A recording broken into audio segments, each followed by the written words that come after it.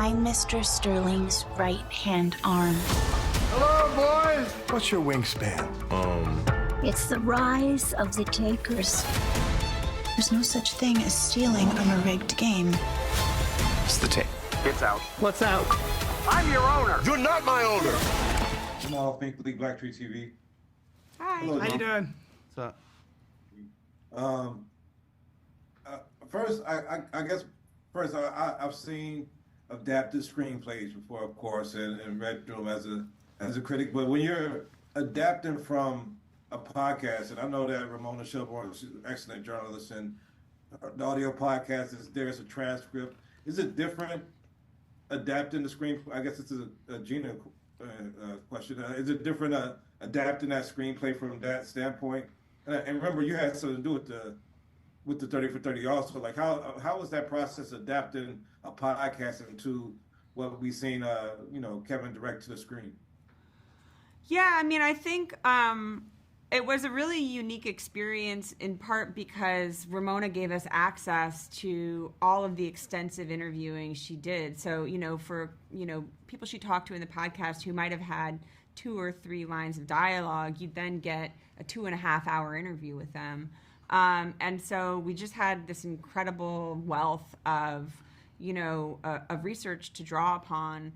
But really, I think part of the work that we all had to do was love and appreciate the podcast and then create something new, and figure out like what is the right sort of, what are the right character dynamics to mount this thing into a drama.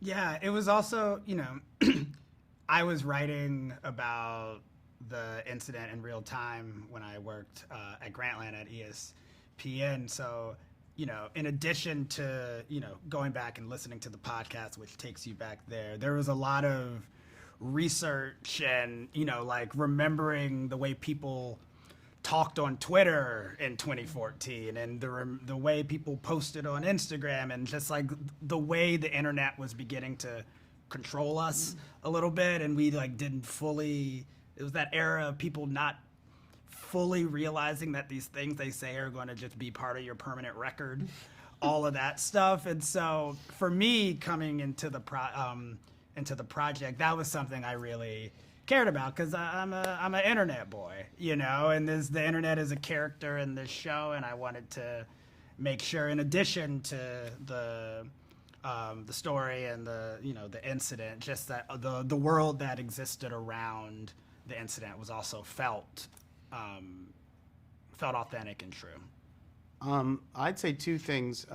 One, and correct me if I'm wrong, but you were a journalist as well, or were at one point. No? I wrote a nonfiction book, yeah. Wrote a nonfiction.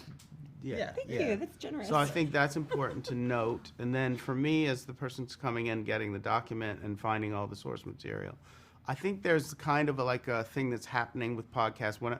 In the simplest form, when I listen to podcasts, I'm like jumping out of windows, driving, going like, I'm going to make this into a movie. So I'm seeing the show when I'm listening to it, right? And I think many people, it's a cinematic experience in your imagination. I think that and I think the 2 things are talking to each other.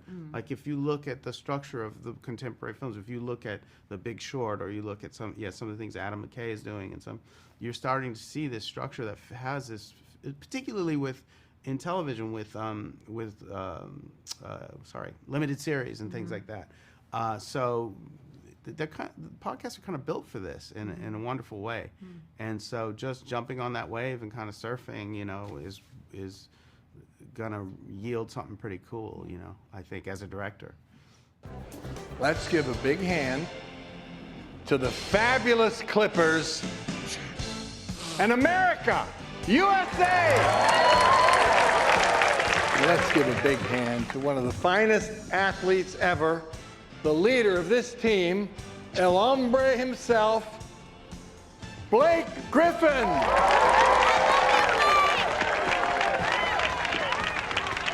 And our fabulous new coach. You're going to fall in love with him. Let's hear it for Doc Rivers.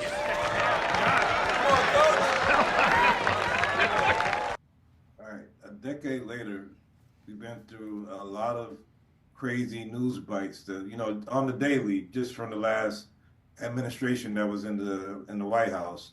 Do you think that if we got this news today about Donald Sterling, this tape was leaked with him and V. Stefano and everything else, do you think it would have had the impact when we're getting hit with 34 guilty counts and this and that and war here? Do you think that it would have made the same impact today as it did then? That's an amazing question, and I think that's why this show exists. I think that's a really, really, really good question, and my answer is no.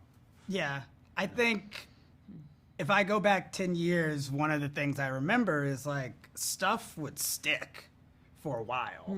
You know, you would live in stories. A story would happen on a Friday, and you would come back on Monday, and we would have talked about it all weekend. You know, it feels like now, like it's like here today, gone tomorrow. And I really do think that, you know, you combine that with, you know, this is kind of, you know, now there's more of a blueprint about like how to handle situations, like what to do when there's a fire, you know, all around you. But you go back 10 years, these athletes, it wasn't clear what to do in these moments, you know? And I think that's part of the beauty of the show is like, you can really see how us as America has, you know, grown from this in some ways. Like we've learned how to discuss things probably a little bit better. People are a little bit more comfortable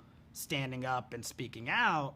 But as a country, it's like how much has changed. That's another wrinkle about like the show coming out 10 years later. You can see what feels super different and what feels like we're just picking up where we left off. Yeah. I remember in the writer's room, our co-executive producer, Tracy Scott Wilson, in the early weeks that we were trying to figure out the show, she felt very urgently like, why is this story still important after January 6th? You know, when the overt and violent nature of racism is so dominant in our country, why is this story still important? And so I think that really was a significant question as we were shaping this story, is that we were considering this moment as, you know, as a sort of an earlier moment of racial reckoning that tells us a lot about where we are in the country right now. I'm glad you guys brought us to the screen. I'm actually a Clippers fan. Like we did it for you. We did it for you. So me, Clipper Dan, and everybody else, you know, Clipper down. Sorry. Right. Everybody else, I appreciate the story, and it just, I mean, it's sad and exciting to see your team brought to the screen like this. Thank you guys for doing a wonderful job. Clippers. Yeah, that was sad and exciting. Yeah. Thank you so much. Thank you very much. Take care. I need that Black Tree TV. I need that Black Tree TV. I need that Black Tree TV. Black Tree TV. You are the tree. This the tree. You the tree. You are the tree.